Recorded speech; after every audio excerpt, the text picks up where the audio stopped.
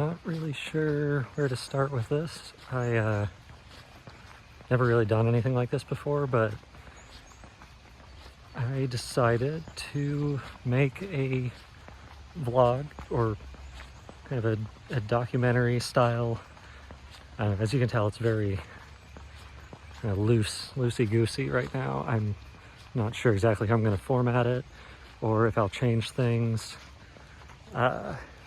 Try and like script it a little bit more to be more professional, but for now I just kind of wanted to do a sort of off-the-cuff introduction.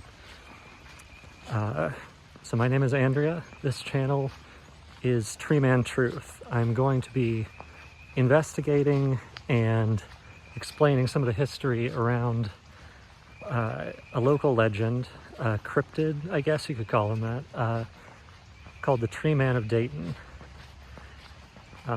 It's kind of an old story. If you're from the area, I'm sure you've heard of it with the flood and everything, which I'll get into all that and all the history. There's this letter that's pretty well known, I think, at this point. But yeah, I've never tried doing like the whole video thing before. I thought about trying to do this as a blog, but I don't know if anybody actually reads blogs anymore. So I decided, well, why not just put it on YouTube?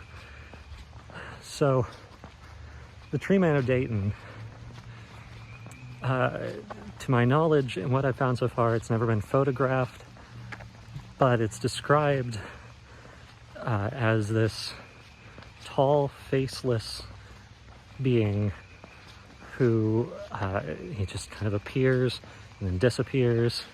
Nobody seems to really ever see him move, at least that I've heard of on record. There's some drawings that I'll try and get better reference photos for and include those in a later video. As well as a letter that is at a local, like, small town museum here. I don't necessarily want to say what town I'm in on the internet, but, you know, it's in the Dayton area. So, yeah, to my knowledge, no harm has ever been caused by this being, or at least if he did do anything to anyone, they weren't around to say anything about it. But yeah, if you've heard of the Dayton flood in the early 1900s, I should have looked up the year, but again, I'm just excited to do this, so I don't really want to like take the time to script it or anything. But yeah, if you've heard of the flood, he first appeared, at least on record, during the Dayton flood, and then especially in the aftermath. And ever since then, sightings have slowed down, but occasionally will pop back up, but especially around the flood. And anytime there's flooding in the Dayton area, you get stories.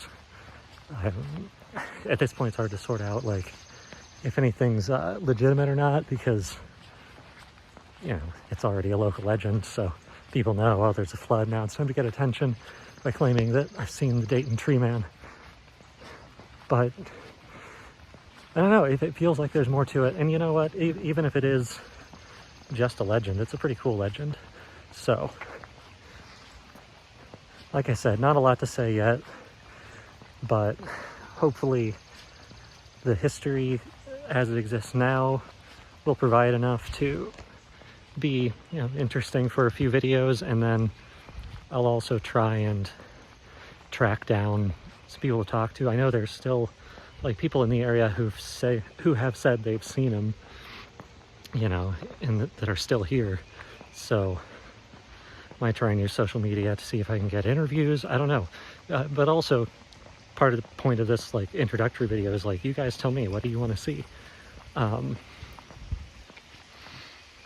Would you be more interested in like an investigative journalism kind of approach, or more just sticking with like what the established history is, instead of trying to do my like amateur hour type of detective thing? So yeah, no, just let me know. In the meantime, I'll probably try and upload this semi-regularly.